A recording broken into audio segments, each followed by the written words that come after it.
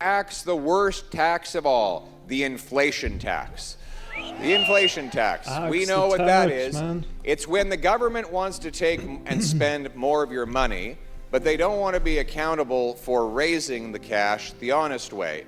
They don't hold a vote in the House of Commons to increase tax rates. What they do is run massive deficits paid for by central bank money printing.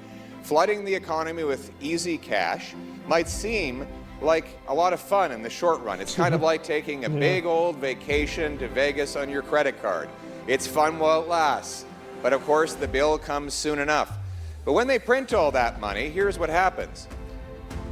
They don't increase the stuff that money buys. Let's say you have 10 apples and you have $10. It's going to be $1 an apple in that economy. You double the number of dollars to 20, but you still only got 10 apples.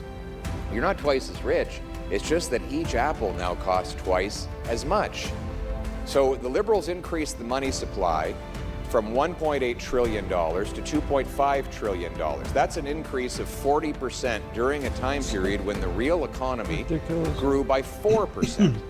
So the money was growing 10 times faster than the stuff that money buys. This caused the worst inflation in 40 years. Now, the people who got the money out of the starting gate, the banking system, the big government bureaucracy, they all benefited because they got to spend it before it lost its value. But then the costs all trickled down to you. And so your paycheck and pension were worth less. That's why the costs kept rising.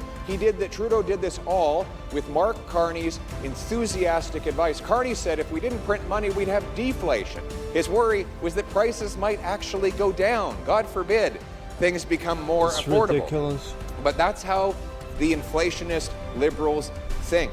So I mean, to be fair, like back then Mark Carney wasn't politician, right? He was he was advisor, so like all of this shit is on him as well.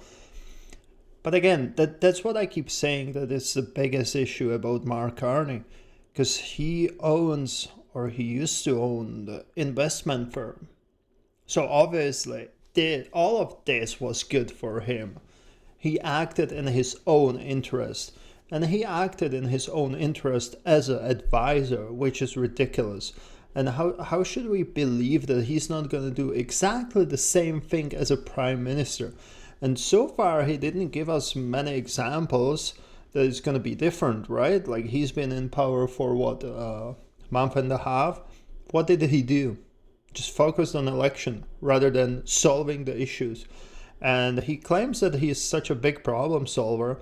So what did he solve in those almost 2 months?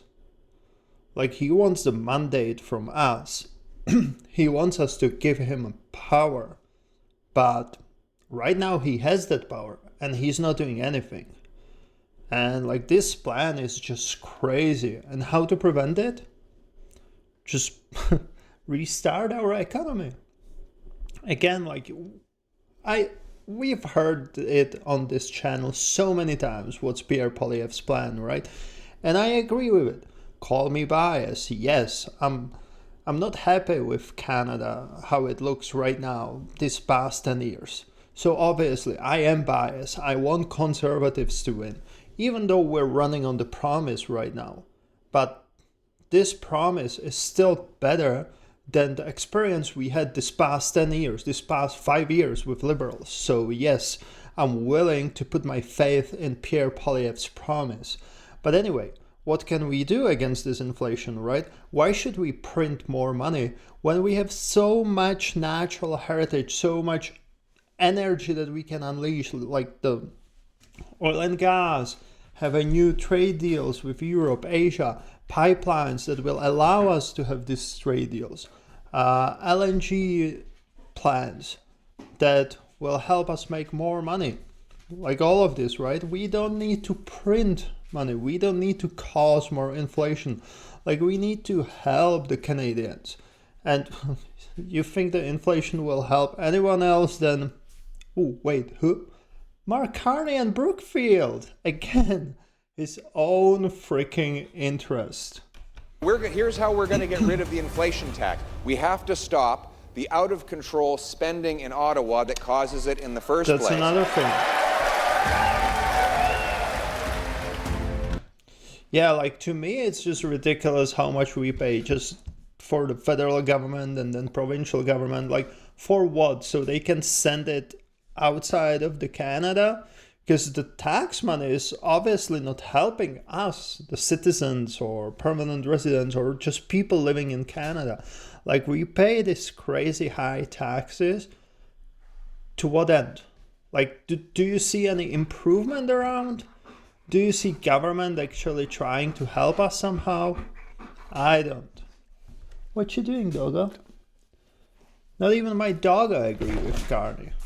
Even my doggo has more common sense than do the same thing all over again, thinking that there's gonna be a different outcome, right? Right, Vader?